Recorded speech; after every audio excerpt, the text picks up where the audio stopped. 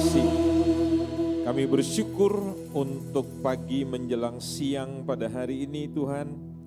Di minggu yang terakhir pada bulan Februari tahun 2024 kami bersyukur untuk semua kebaikan, kemurahan, anugerah Tuhan yang besar buat kami.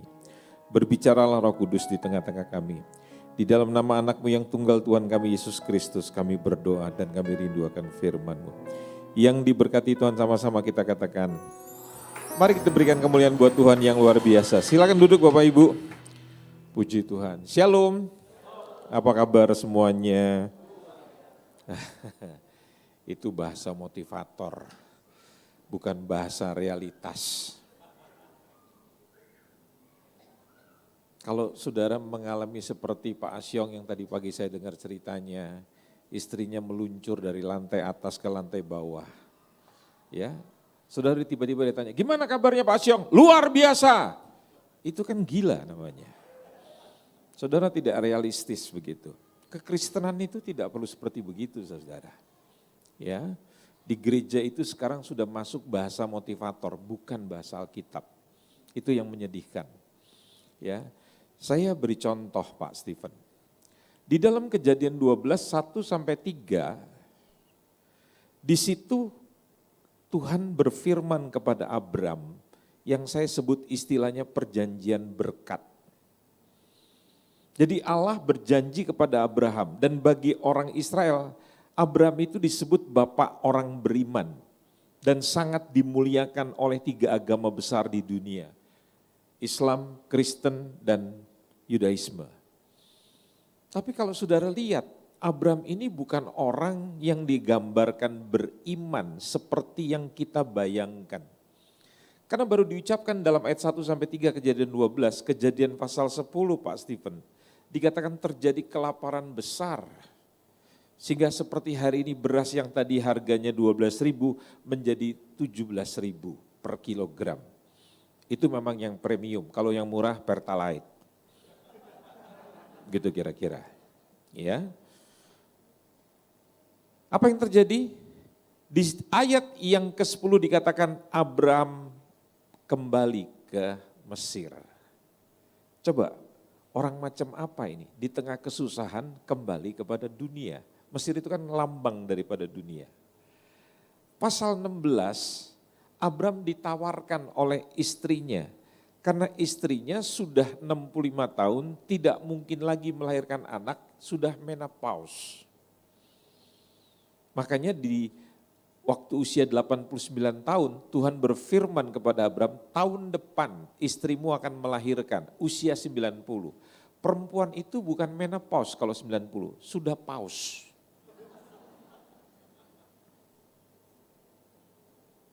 Makanya dia mentertawai perkataannya Tuhan itu. Kenapa? Sesuatu yang bukan hanya mustahil tapi mustafa.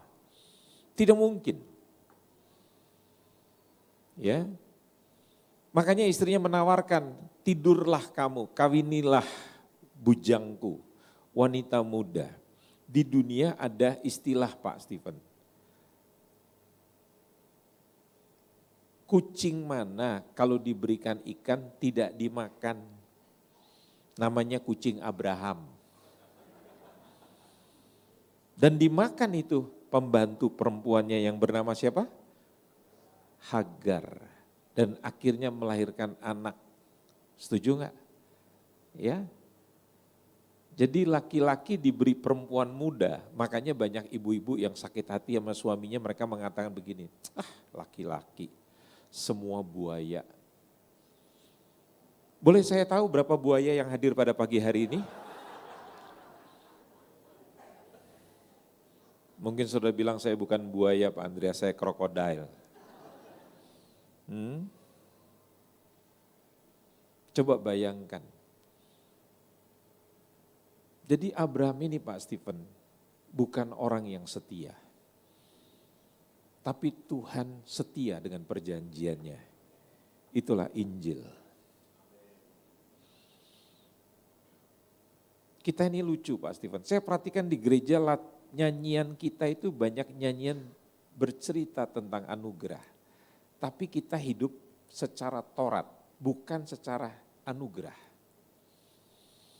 Ya, nanti saya akan perlihatkan. Mari kita membuka slide-nya supaya kita boleh paham apa yang saya maksudkan dengan tema yang saya berikan pada ibadah kedua ini, tidak ada lagi penghukuman. Kita akan mengeksposisi dalam Roma 8 ayat 1 sampai dengan ayat yang ke-17 ya. Nah, boleh dibuka slide-nya selanjutnya. Nah, kita baca dulu, saya lupa. Kita membaca dulu Roma pasal 8. Saya tidak cantumkan di sini, tapi kita buka dulu Roma pasal yang ke-8 ayat 1 sampai dengan 17. Kelihatannya panjang tapi ini ringkas sekali sebetulnya. Mari kita lihat beberapa ayat terlebih dahulu. Demikianlah sekarang tidak ada penghukuman bagi mereka yang ada di dalam Kristus Yesus. Ayat 2, ayat genap saudara baca semuanya bersama-sama. Terus.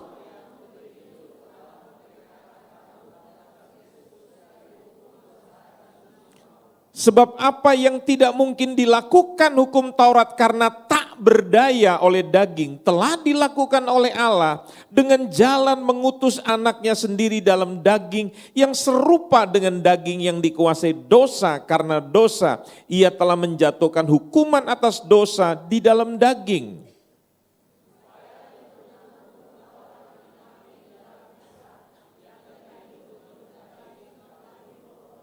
Sebab mereka yang hidup menurut daging memikirkan hal-hal yang dari daging. Mereka yang hidup menurut roh memikirkan hal-hal yang dari roh.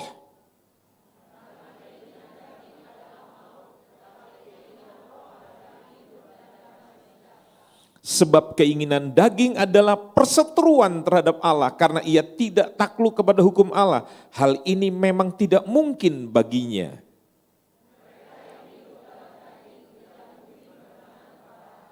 Tetapi kamu tidak hidup dalam daging, melainkan dalam roh. Jika memang roh Allah diam di dalam kamu. Tetapi jika orang tidak memiliki Roh Kudus, ia bukan milik Kristus.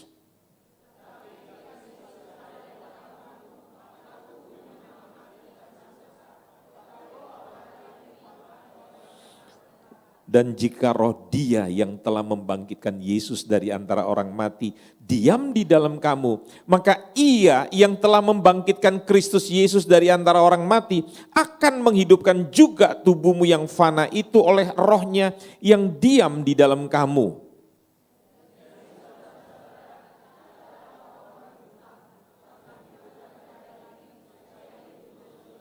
Sebab jika kamu hidup menurut daging, kamu akan mati. Tapi jika oleh roh kamu mematikan perbuatan-perbuatan tubuhmu, kamu akan hidup.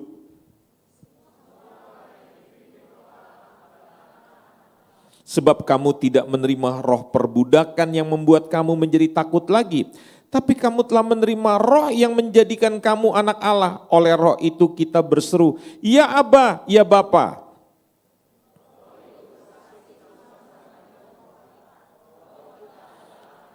Sama-sama kita baca 17, dan jika kita adalah anak, maka kita juga adalah ahli waris. Maksudnya orang-orang yang berhak menerima janji-janji Allah, yang akan menerimanya bersama-sama dengan Kristus, yaitu jika kita menderita bersama-sama dengan Dia, supaya kita juga dipermuliakan bersama-sama dengan Dia. Nah, saudara-saudara yang kasih Tuhan, dari pembacaan 17 ayat ini, saudara tahu di dalam pasal yang sebelumnya, pasal yang ke-7, Paulus mengungkapkan kalimat begini, celakalah aku. Karena keinginan untuk berbuat baik itu ada. Tetapi pada saat aku rindu melakukan yang baik, yang jahat itu sudah ada terlebih dahulu di dalam hidupku. Saudara percaya enggak? Bahwa sekalipun kita sudah dipindahkan, lihat apa yang saya tunjukkan pada saudara. Kita hidup tadinya di dalam dosa, dalam kegelapan. Manusia itu pada dasarnya, waktu diciptakan Allah, dia memiliki hidup yang kekal, dia tidak bisa mati. Tapi karena dosa, Alkitab bilang, waktu kamu berbuat dosa, hari itu juga kamu mati. Ada banyak orang berkata begini, buktinya Adam gak mati Pak, dia masih hidup 900 sekian. 1 hari bagi Allah itu sama dengan 1000 tahun bagi manusia. Itu sebabnya tidak ada manusia begitu jatuh dalam dosa yang hidupnya mencapai 1000 tahun. Dan semakin hari kita lihat, pemazmur mengatakan umur manusia 70 tahun.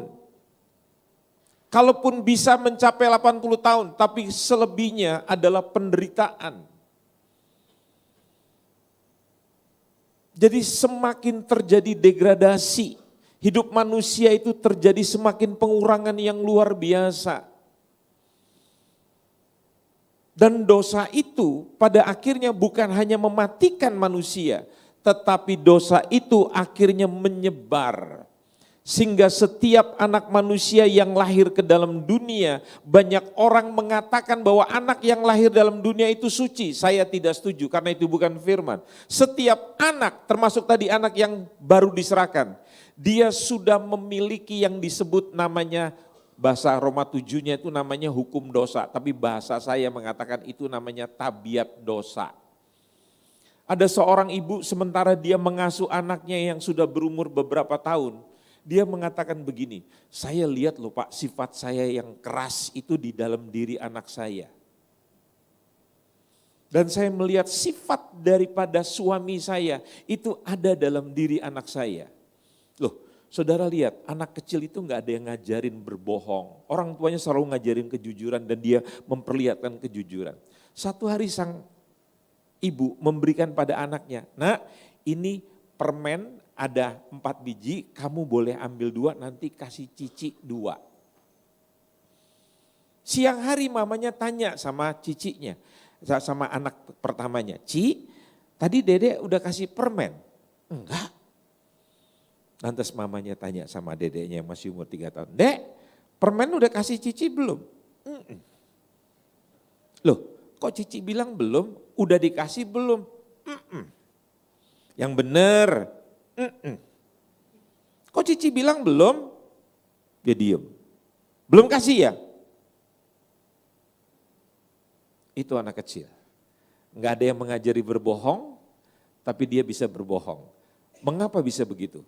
Karena dia mewarisi yang namanya dalam bahasa Alkitab hukum dosa. Apa itu hukum dosa? Tabiat dosa, tabiat lama. Setuju? Ya, sehingga saudara-saudara di sini Rasul Paulus ya, dia beritahu bahwa yang namanya hukum Taurat itu cuman hanya memberitahu kita itu berdosa. Hukum Taurat itu seperti cermin. Waktu saudara lihat cermin, lihat jerawat saudara, cermin itu tidak bisa membersihkan jerawat saudara. Waktu saudara bercermin laki-laki, lihat ada kumis. Sekarang perempuan juga banyak kumis Pak. Banyak perempuan sekarang punya kumis yang tipis. Ya, bukan hanya penyanyi, siapa itu namanya, Iis Dahlia. Ya, kemarin saya ke Bali, begitu banyak perempuan yang saya lihat sekarang mulai berkumis tipis. Saya bilang, "Mbak nggak nyanyi lagi?" Karena punya kumis. Nah lihat di cermin ada kumis. Tapi cermin itu tidak bisa membersihkan kumis. Itulah Mr. Law, Mr. Taurat. Dia hanya memperlihatkan kepada saudara dosa, tapi dia tidak bisa membebaskan saudara daripada dosa. Itulah hukum Taurat. Nah, Rasul Paulus bilang dalam pasal yang pertama, demikianlah sekarang. Dulu kita cuma diperlihatkan dosa, tetapi Taurat itu tidak bisa memberikan jalan keluar. Bagaimana caranya supaya kita tidak berdosa lagi. Itu menjadi konflik di dalam batinnya Paulus waktu dia menceritakan dengan jujur. Saya suka, maksudnya saya mau melakukan yang baik. Tapi tatkala saya mau melakukan yang baik, yang jahat itu sudah ada dalam diri saya. Apa itu? Hukum dosa. Jadi sekalipun saudara sudah pindah dari gelap, dari maut kepada hidup, kepada tempat yang terang, saudara sudah dibebaskan dari hukuman dosa. Tapi saudara masih memiliki hukum dosa. Bedakan antara hukuman dengan hukum. Hukum dosa itu artinya tabiat. Makanya Pak Stephen, ada orang yang sudah lahir baru, tapi masih suka ngutang, janji bayar sebulan sampai sekarang belum dibayar, udah 2 tahun. Ngerti? Itu tabiat. Dipotong jalannya.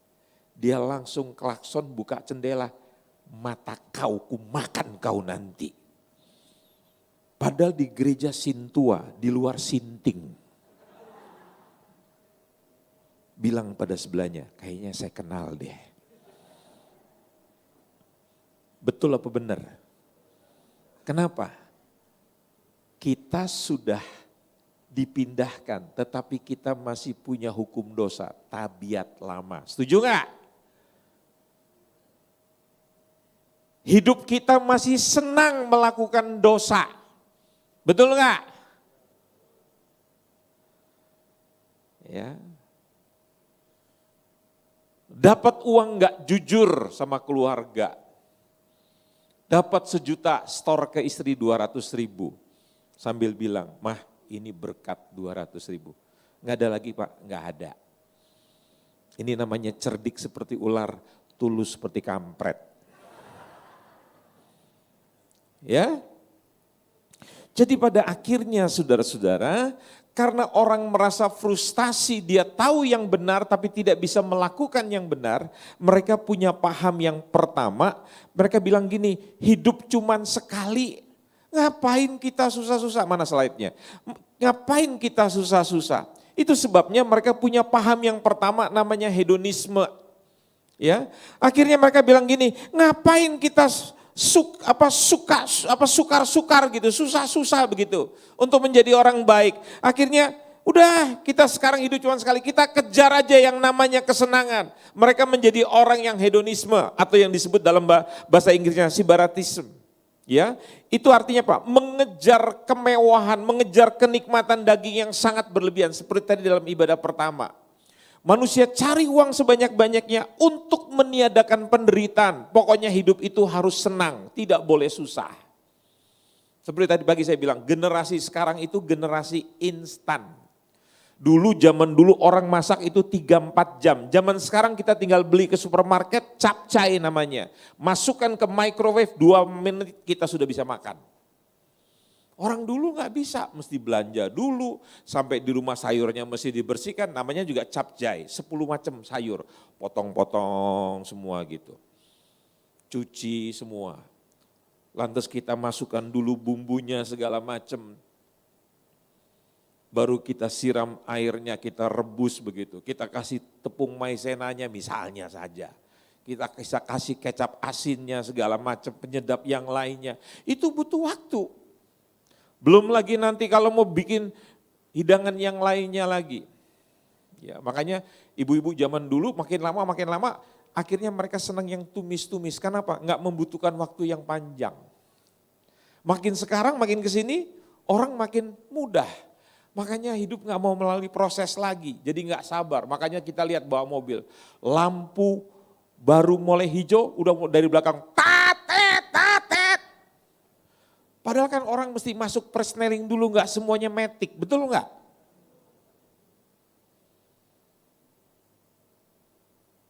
Ya, kalau tidak kepada aliran yang pertama, mereka kepada orang yang disebut kedua. Asceticism itu, saya sulit menyebut dalam bahasa Inggrisnya. Tetapi ini aliran yang saya terjemahkan, praktek pengendalian diri yang sangat ketat sebagai ukuran spiritual dan kerohanian seseorang. Hari ini Pak Stephen, ada banyak hamba-hamba Tuhan yang dianggap dekat sama Tuhan. Makanya zaman dulu mereka dianggap sebagai para santo, orang-orang suci. Tapi yang pada akhirnya ketahuan, orang-orang yang dianggap suci ini ternyata di balik kehidupannya, mereka terlibat dengan hutang yang besar, mereka terlibat dengan percabulan, perjinahan. Saya mau kasih tahu, di dunia ini enggak ada yang suci kecuali Kristus Yesus Tuhan. Kadang-kala kalau kita anggap orang yang hebat itu, ya, Yang bisa mendoakan orang lantas orangnya jatuh, tumbang. Kita dulu mendewakan seorang tokoh namanya Benny Hinn. Tapi akhirnya ketahuan dia berselingkuh dengan seorang wanita yang namanya Paula White. Ada paparazzi. Saya mau kasih tahu, dosa yang tersembunyi itu satu hari akan diperlihatkan oleh Tuhan. Supaya nggak ketahuan dosanya bagaimana? Jangan berbuat. Setuju nggak? Yang masih bertahan sampai hari ini tinggal Solihin. Benny Hinn sudah jatuh, hanya Solihin. Orang Bandung yang masih bertahan. Jadi kita jangan kagum lihat orang-orang yang punya pelayanan yang hebat, jatuh. Kenapa dia bisa jatuh? Nggak tahan dengan bau jengkol. Kita tuh senang dengan mujizat, kita tuh gereja itu tandanya bukan mujizat yang utama. Pak Stephen coba bayangkan, Yesus datang ke sebuah kolam. Di situ banyak orang sakit loh Bu. Tapi yang Yesus sembuhkan bukan masal Pak. Dia datang hanya untuk orang yang sudah sakit puluhan tahun Pak. Dan dia tanya, kamu mau sembuh enggak? Terus laki-laki itu jawab apa? Setiap air itu bergejolak, saya mau terjun, sudah ada orang yang lebih dulu. Ya, sebetulnya enggak perlu ditanya, orang sakit kebutuhannya apa? Kesembuhan kan?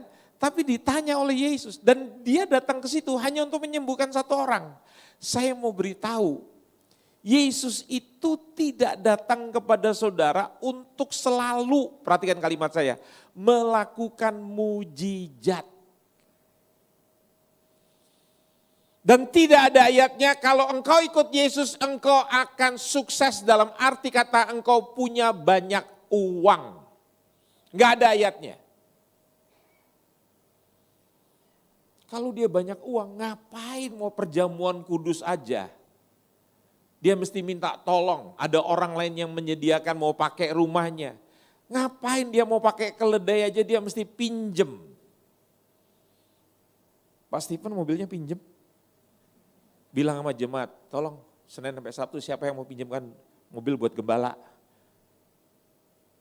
Itu artinya Yesus hidup di dalam keadaan yang bukan mewah. Bahkan Paulus bilang orang mengatakan aku miskin. Artinya apa? Hidupnya sederhana tapi dia mengayakan banyak orang. Zaman sekarang hamba-hamba Tuhan menjadi kaum yang hedon. Jam tangan dipamerkan yang puluhan ratusan juta. Saya mau tanya buat saudara. Jam tangan Grand Seiko dengan Grand Seiki bedanya apa sih? Grand Seiko tuh di atas 200 juta Pak, bukan Seiko. Grand Seiko tuh di atas 200 juta. Seiki itu harganya cuma berapa? Seiko detik ke kanan, Seiki ke kiri. Sama. Bahkan saya meminjam jam keponakan saya saudara yang harganya ratusan juta. Saya pinjam dalam beberapa menit, saya pakai. Biasa saja tuh. Saya pernah dihadiahkan sepatu Pak 12 juta, saya pakai dalam khotbah. Enggak pernah kaki saya tiba-tiba begini. Terus gembala tanya, kenapa Pak Andes sepatunya naik 12 juta bro? Sama. Paham gak maksud saya?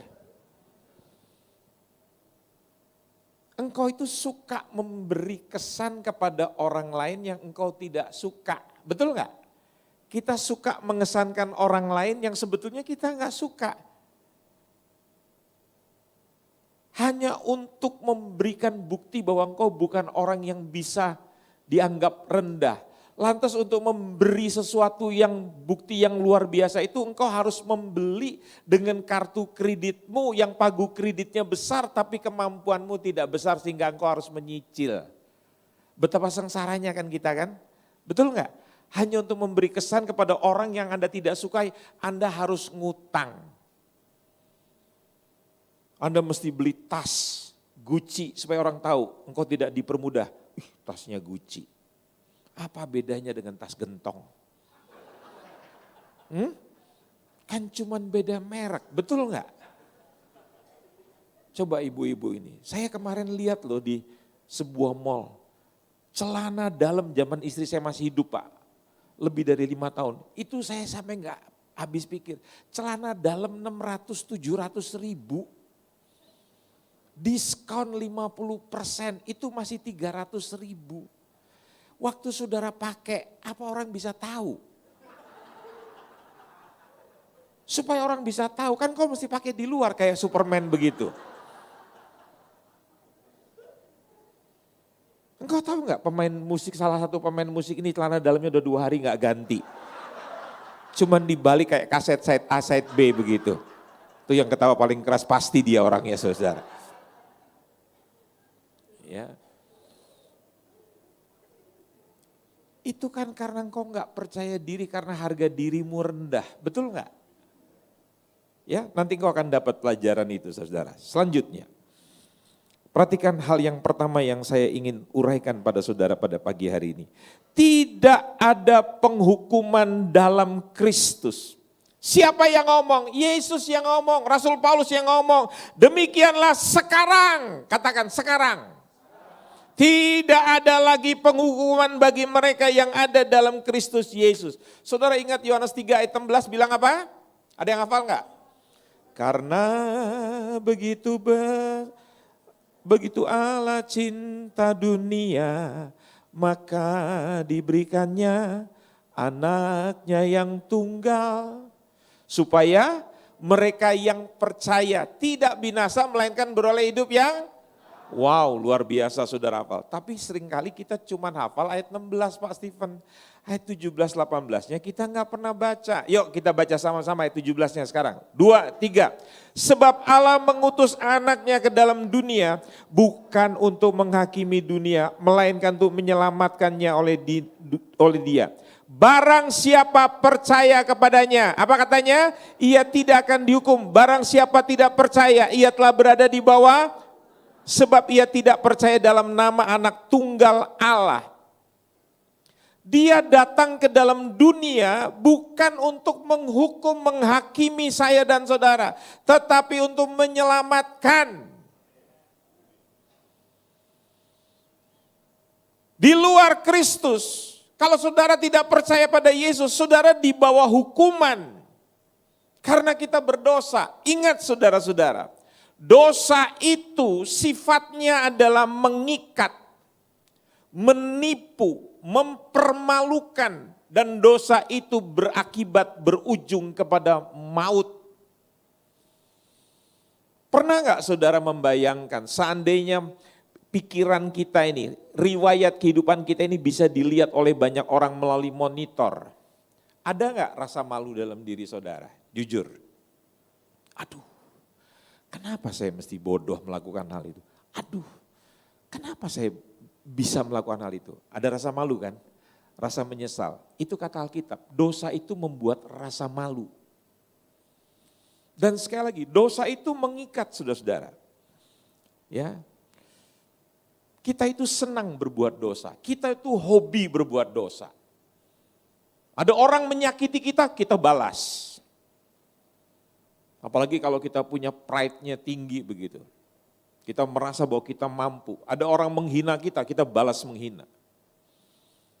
Makanya saya bilang Pak Stephen, hanya orang sombonglah yang tersinggung melihat orang sombong. Setuju nggak?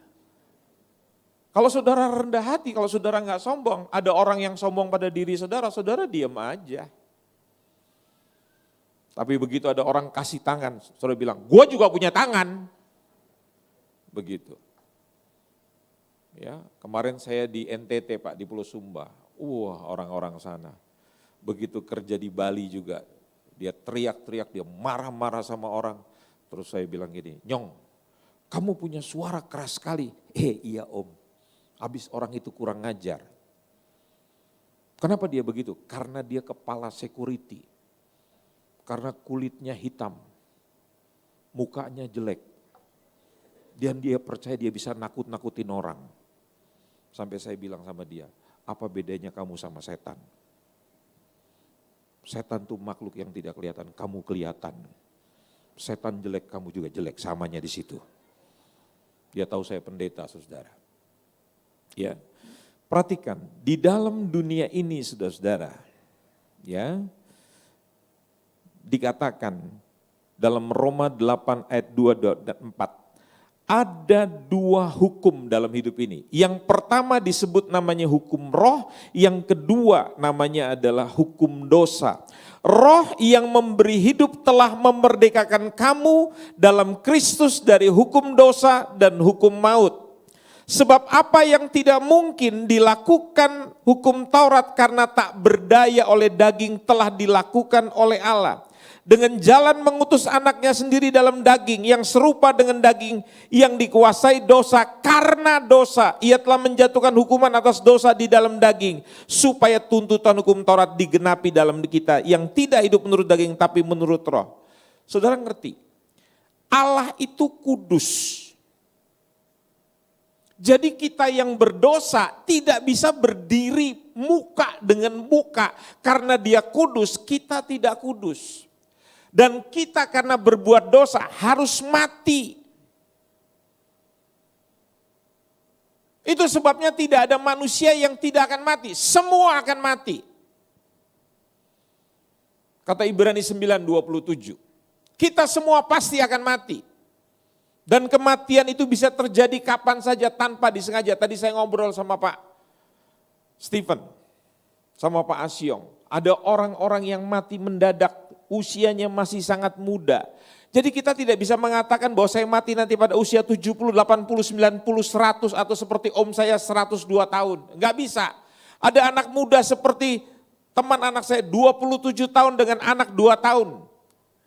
Ditinggalkan, masih sangat muda. Ada teman saya, anaknya pertama umur 37 tahun, mati. Tiba-tiba jatuh, 8 jam kemudian mengembuskan nafas yang terakhir. Itu semua karena kita hidup dalam tubuh yang berdosa. Jadi jangan bilang bahwa saudara tidak akan mati, kita akan mati. Tetapi masalahnya kita bukan hanya ada hukum maut, tapi dalam diri kita ada hukum dosa, Pak. Tabiat. Dan hanya karena saudara belajar firman, saudara berusaha mentaati, saudara berusaha untuk bagaimana caranya supaya saya tidak jatuh, kenyataannya kita selalu jatuh. Betul nggak? Lihat Abraham, dosanya nggak sampai di situ aja Pak. Ya, tapi yang ajaib buat saya, Tuhan itu selalu meneguhkan perjanjiannya kepada Abraham. Anda lihat Yakub. Yakub dia tipu bapaknya dengan bantuan mamanya. Dia tipu abangnya. Dia tipu mertuanya. Coba, udah lengkap belum? Tapi tetap Allah menyebut dirinya Allah Abraham, Ishak dan Jacob. Allah yang setia berjanji dengan manusia yang tidak setia. Kita tuh hidup karena kemurahan Tuhan, karena anugerah. Bedanya kita dengan orang-orang yang sudah jatuh yang ketahuan di sana. Kita belum ketahuan, mereka sudah ketahuan. Halo? Ini kelihatannya nih, bapak-bapak yang tampangnya baik-baik. Saya mau kasih tahu, Daud yang sakti aja bisa jatuh, apalagi model-model begini nih. Setengah sakti begini. Saya lihat ada seorang hamba Tuhan belum lama ini Pak Stephen mengaku dosa pada saya. Pak Andreas, 8 tahun saya diikat pornografi. Setiap hari, hampir setiap hari Pak, saya konsumsi itu. Ingat saya tadi bilang, dosa itu mengikat. Ada istilah dalam BNN, Badan Narkotika Nasional. Kalau Anda tidak mau terlibat narkoba, jangan pernah sekali saja mencoba. Begitu mencoba, Anda akan diikat. Setuju enggak? Sama, pornografi begitu. Begitu Anda lihat sekali, dia akan mengikat saudara. Saya sudah layani banyak orang yang terikat dengan pornografi. Hanya Tuhan yang bisa membebaskan. Dengan kekuatan saudara, saudara nggak mampu. Taurat itu cuma hanya cermin, dia hanya memperlihatkan Anda berdosa. Tapi dia nggak punya cara untuk membebaskan saudara. Tetapi yang bisa bebaskan saudara hanya anugerah Tuhan. Kasih karunia Tuhan. Ingat, saya dan saudara diselamatkan semua karena kasih karunia. Kalimat dalam Efesus 2, itu bukan karena perbuatanmu. Paulus bilang itu konflik dalam diri dia. Aku suka yang baik, tapi pada waktu aku ingin melakukan yang baik, yang jahat itu sudah terlebih dahulu. Kenapa? Karena kita berbuat dosa itu hobi. Laki-laki dengan perempuan pertama kali jatuh cinta bisa main tatap-tatapan sepanjang pertemuan. Minum es kelapa 1 batok bisa begini. Stay fokus dengan kekasihnya. Lihat kalau sudah menikah, si laki-laki 1 batok 2 sedotan matanya. Lost focus, istrinya udah gak diperhatikan lagi, istri orang mulai dia lihat. Bilang pada sebelahnya, kayaknya saya kenal orang itu. Setuju enggak? Itu hukum dosa Pak Stephen, tabiat lama. Makanya orang Kristen enggak cukup hanya mengalami proses yang namanya dibenarkan. Tuntutannya dihapuskan, istilah kejaksaan diponering, dibebaskan dari tuntutan. Tapi dia harus mengalami proses yang namanya sanctification, penyucian, pengudusan setiap hari. Sampai kapan? Sampai kita nanti ketemu dengan Tuhan. Kita mesti dikuduskan sebelum kita diglorifikasi, dipermuliakan. Kita harus mengalami kata Titus 2, ayat 11, 12, 13, 14. Kita harus diajarkan, tabiat lama kita harus dibersihkan, dibereskan begitu. Ya. Perhatikan sekarang saudara, 1 Yohanes 4 ayat 4, slide-nya. Kamu berasal dari Allah, anak-anakku katanya. Dan kamu telah mengalahkan nabi-nabi palsu itu, sebab roh yang ada di dalam kamu lebih besar dari roh yang ada di dalam dunia. Kita hidup karena Allah. Paulus bilang begini, adapun hidupku ini bukannya aku lagi, melainkan Kristus yang hidup di dalamku. Galatia 2 ayat 20 dia berkata, adapun hidup yang aku hidup ini bukan karena aku lagi, tetapi Kristus. Kalau saudara hidup dengan daging saudara, saudara berusaha, saya yakinkan saudara, pastikan saudara, saudara akan gagal. Tapi kalau saudara membiarkan roh Allah yang bekerja dalam hidup saudara, saudara akan melakukan hal-hal yang tidak mungkin bagi kekuatan manusia. Setuju? Ya? Sebetulnya manusia itu, saudara-saudara, problemnya itu adalah yang dipikirkan. Mari kita lihat sekarang hal yang kedua. Roma 8 ayat 5 sampai 6. Ya. Sebab mereka yang hidup menurut daging memikirkan, katakan bersama-sama saya, memikirkan hal-hal yang dari daging. Mereka yang hidup menurut roh memikirkan hal-hal yang dari roh. Karena keinginan daging adalah maut, tetapi keinginan roh adalah hidup dan damai sejahtera. Kata memikirkan itu berasal dari bahasa kata pronea. Artinya sesuatu yang ada di dalam kita mendorong kita. Makanya Pak Stephen jangan pernah menyuruh orang berubah dari luar. Percuma luarnya kita ajak berubah, tapi dalamnya enggak berubah. Kekristenan itu bukan luar ke dalam Pak, tapi dari dalam keluar. Selama hatinya tidak dikalibrasi, selama hatinya tidak pernah disentuh Tuhan, maka yang luarnya tidak akan berubah. Itu hanya menghasilkan kemunafikan saja. Dia paling berubah 1 minggu, 2 minggu, nanti enggak balik lagi ke hakikat semula. Kenapa? Karena hatinya tidak pernah terjamah. Nah, kekristenan itu yang paling penting adalah berubah secara mindset, kata Roma 12, berubah secara pola pikir. Jadi selama cara pandangnya tidak berubah, maka keputusan yang dia buat akan mempengaruhi perilakunya.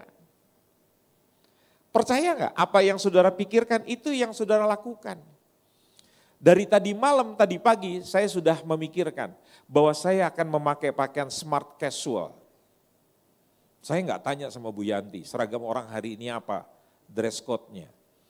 Tapi begitu saya di bawah karena di mobil saya ada banyak jaket, saya merasa kok saya mau pakai jaket yang seperti gini. Jadi saya pakai berdasarkan pikiran saya, pola pikir saya. Nggak taunya saya lihat semua para pemuji juga pakai pakaian seperti begini. Saya bilang tadi pagi sama Pak Purba, semua pakai bulu jin Pak. Orang Batak bilang tidak boleh pakai bulu jin Pak. Setannya kita tengking, bulunya kita pakai. Ya, tapi Pak Tua ini kurang paham saudara, apa itu bulu jin. Ya, saya bilang Pak, orang Batak itu kan nggak bisa bilang bulu jin Pak katanya begitu. Bilang cawan aja sawan Pak. Mari kita angkat sawan-sawan kita. Lantas berdoalah mereka, Tuhan Yesus katanya begitu. Sucikanlah sawan ini. Mereka nggak bisa bilang sucikan Pak, sucikanlah begitu. Oke, kita lihat kata itu selanjutnya, apa yang saya tulis di situ. Ya, ada dua hal yang dikontraskan. Hal-hal yang dari daging namanya keinginan daging dan hal-hal yang dari roh namanya keinginan roh. Sebelum saya lahir baru, maka tubuh kita itu dominan. Manusia itu, saya tidak ingin meributkan soal dikotomi atau trikotomi gitu ya. Saya nggak ingin sudah masuk di situ. Kita hidup saja sudah susah, jadi nggak usah memusingkan hal itu. Manusia itu terdiri tubuh, jiwa dan roh. Ada yang setuju, ada yang nggak setuju. Manusia itu makhluk roh karena Allah menciptakan, marilah kita menciptakan serupa dengan kita, Allah itu roh, maka manusia itu roh. Memiliki jiwa, diam dalam tubuh. Nah pada waktu roh manusia mati, maka jiwanya itu, pikirannya itu dikuasai oleh tubuh, oleh daging. Makanya Pak binatang, ya, saya punya 13 ekor anjing Pak.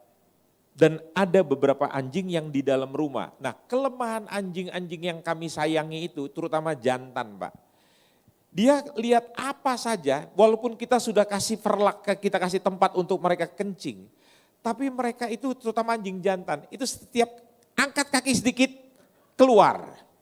Dan dia selalu kencing di tempat-tempat yang dia suka. Kita sampai bilang gini, kamu belajar jadi anjing tertib. Dan gak boleh kencing sembarangan. Mengerti? Dia diam aja. Sebentar dia lakukan lagi. Kenapa? Anjing itu tidak punya yang namanya roh. Jadi dia melakukan apa saja berdasarkan semua instingnya. Apa yang dikuasai dalam diri dia, begitu, menguasai diri dia. Manusia mau coba melakukan yang kuat, yang menang, dia kena HAM. Dia masih punya yang namanya roh begitu. Jadi ini yang saudara mesti mengerti, itu bedanya manusia dengan binatang. Jadi binatang itu dikuasai oleh tubuh. Manusia dikuasai oleh tubuh juga, daging, kalau dia rohnya mati. Tapi begitu rohnya hidup, maka dagingnya mati. Rohnya akan memimpin jiwanya, memimpin pikirannya. Itu maksudnya di situ. Perhatikan sekali lagi yang selanjutnya. Yang terakhir. Ya. Ayo klik lagi ya. Di dalam Kristus ada status yang baru. Ya. Jadi saudara di dalam kekristenan itu, saya ulangi sekali lagi, saudara bukan saja tidak ada penghukuman dalam Kristus sehingga saudara dosa itu menyebabkan saudara feeling guilty. Merasa bersalah begitu. Saudara selalu tertekan begitu. Dan kemudian yang kedua, saudara di dalam Kristus mempunyai kerinduan yang baru. Saya mau tutup dengan cerita begini, dengarkan baik-baik. Pak Stephen, saya kalau ditanya mau ngopi, saya nggak pernah tanya apa-apa Pak. Langsung disediakan. Dan saya perhatikan di gereja-gereja di mana-mana kalau saya ngopi itu diberikan saset Pak. Dan saya nikmatin saja. Sampai satu hari saudara saya, adik sepupu saya, dia juri internasional dalam bidang kopi. Dari kopi dia sudah keliling dunia. Dia bilang gini, Mas, mau nggak nyobain coffee bean? Maksudnya dari biji kopi itu. Lantas dia olah, dia giling sendiri, lantas dia seduh, dia buat, wow rasanya enak sekali. Semenjak itu kalau ada gereja menawarkan, saya coba tanya, kopinya kopi apa? Saset Pak, oh maaf. Sorry, enggak level. Bukannya sombong saudara, karena sudah lihat yang enak. Saudara tahu Rasul Paulus bilang apa? Begitu aku bertemu dengan Kristus, semua dulu yang kuanggap di dunia itu indah, sekarang sampah. Paham gak maksud saya? Ya, itu sebagai ayat penutup dalam ayat 14 dan ayat yang ke-16. Semua orang yang dipimpin roh Allah adalah anak Allah, sebab kamu tidak menerima roh perbudakan yang membuat kamu menjadi takut lagi, feeling guilty. Dosa itu membuat Anda menjadi takut, menjadi gelisah. Tapi akhirnya Anda menjadi anak Allah dan bukan sekedar anak Allah saja. Anda memanggil dia dengan sebutan Bapa dan roh itu bersaksi. Jadi dia bukan hanya sekedar memberi status baru, tapi dia diam. Holy Ghost, roh yang kudus, dia diam di dalam diri saudara. Itu privilege yang diberikan Tuhan kepada kita. Makanya kita nggak perlu pengakuan dunia karena Allah sudah mengakui kita adalah anaknya. Ngapain saudara cari muka sama orang? Kalau saudara masih suka cari muka berarti saudara belum punya muka. Tuhan sudah kasih muka pada kita, ngapain kita gelisah dengan tuduhan orang, dengan perkataan orang. Nggak penting pengakuan orang. Yang penting adalah pengakuan Yesus terhadap diri kita.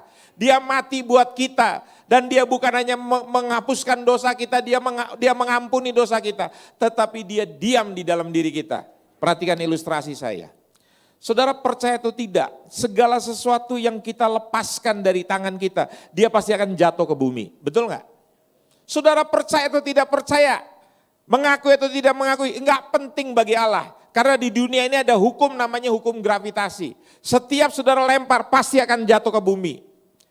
Tapi tatkala saudara tiba-tiba ada penopang, ada penampang di sini. Waktu saudara taruh begini, benda ini tidak akan pernah jatuh ke bawah. Selama ada yang menopang dia. Apalagi benda ini diambil, diselamatkan, digenggam, dibawa kemana-mana. Saya mau tanya, digenggam dengan erat, bisakah dia jatuh? Tidak bisa. Selama hidup saudara ditopang oleh Tuhan, dipegang oleh Tuhan, diselamatkan oleh Tuhan, dibawa oleh Tuhan kemana-mana, Anda tidak akan bisa jatuh ke bawah. Itulah anugerah Tuhan yang luar biasa buat saudara. Dan waktu saudara menemukan Kristus, maka dunia ini enggak penting lagi buat saudara. Saudara beli mobil, yang penting saudara bisa naik mobil. Saya mau tanya, kalau saudara di Bali 1 minggu, saudara sewa mobil, saudara tertarik nggak mau beli mobil di Bali? Saudara ke Bali cuma setahun sekali, di sana paling lama 5 hari. Saudara perlu punya mobil di Bali nggak? Punya rumah perlu nggak? Nggak perlu, walaupun saudara mampu. Ingatlah baik-baik, hidupmu di dunia ini sementara.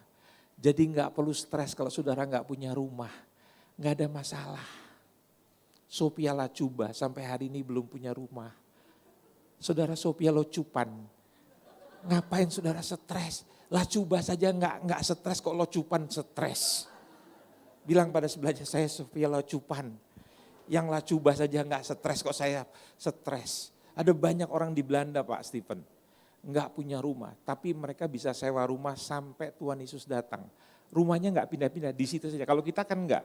Ngontrak baru 2 tahun, yang punya rumah mau pakai, akhirnya kita mesti keluar pindah lagi begitu. Kalau di sana di Belanda kita bisa permanen miliki rumah walaupun tanpa kita miliki, sewa saja seumur hidup, itu bisa.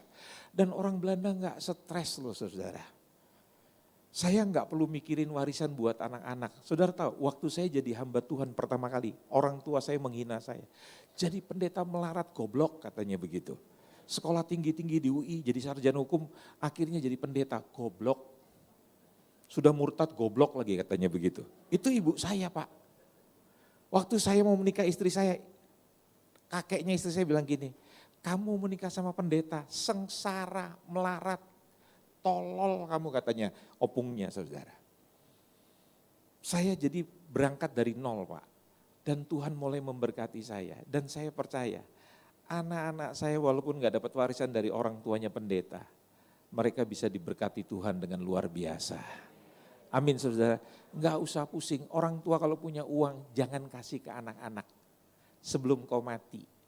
Kalau mau kasih paling banyak 1/3, 2/3 Pak, untuk kau jalan-jalan ke Hong Kong. Jangan diberikan semua, nanti engkau telantar begitu. Itu pesan saya. Tuhan memberkati kita sekalian. Mari kita bangkit berdiri, berikan tepuk tangan buat Tuhan yang luar biasa.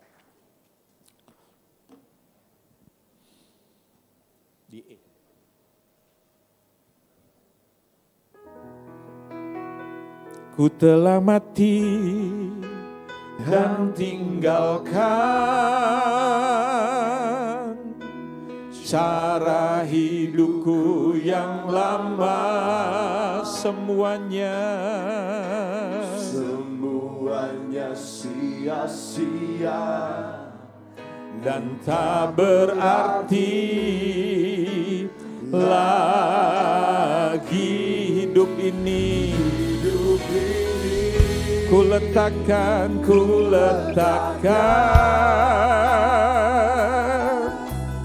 pada mezbahmu ya Tuhan. Jadilah padaku seperti yang Kau ingini. Ibu bapak, sadarilah statusmu yang baru di dalam Tuhan. Tuhan datang bukan untuk menghakimi, bukan untuk menghukum engkau, tapi menyelamatkan saya dan saudara. Jadi statusmu bukan sebagai orang hukuman. Dia tahu engkau belum sempurna. Itu sebabnya dia menjadi pensyafaat buat kita semua. Seorang anak yang normal, waktu dia belajar berjalan, dia bisa jatuh. Tapi dia akan bangkit. Setiap dia jatuh, dia bangkit. Setiap dia jatuh, dia bangkit. Orang yang lahir baru bisa jatuh, tapi tidak akan pernah tinggal dalam kejatuhan. Bebek dilempar ke danau, dia akan hidup di danau dengan baik. Tapi ayam dilempar ke danau, dia akan berontak karena itu bukan habitatnya. Kalau orang sudah lahir baru, dia tidak akan senang tinggal dalam dosa. Dia akan berontak daripada dosa, dia akan keluar. Dia akan cari hidup yang benar, saudara. Itu status Anda, sehingga engkau tidak feeling guilty, engkau tidak hidup dalam ketakutan.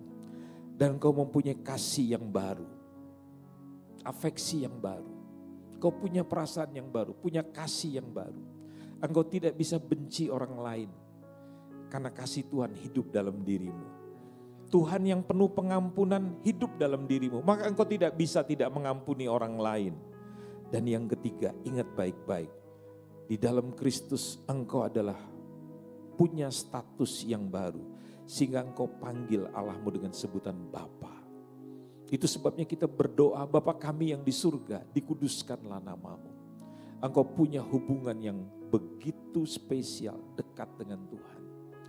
Angkat wajahmu, tanpa engkau perlu takut karena engkau diangkat oleh Tuhan. Dia sekarang diam dalam dirimu. Engkau mesti menjadi orang yang percaya diri, confident. Engkau enggak perlu cari pengakuan orang lain karena engkau sudah diakui oleh Allah yang tertinggi. Bahkan dia bukan saja menyelamatkan saudara, dia sekarang diam di dalam diri saudara. Wow, luar biasa. Mari bersyukur Tuhan, terima kasih. Terima kasih Tuhan Yesus untuk statusku Tuhan. Sekarang aku harus tahu diri siapa aku sebenarnya. Dan aku tidak perlu memberi kesan pada orang lain. Karena Tuhan sudah berkenan menerima aku dan mengakui aku sebagai anak-Mu. Terima kasih Tuhan. Haleluya. Mari bersyukur. Terima kasih Tuhan. Kira lama sakana mana. Tuhan berkati umat-Mu semuanya Tuhan. Berkati setiap kami Yesus.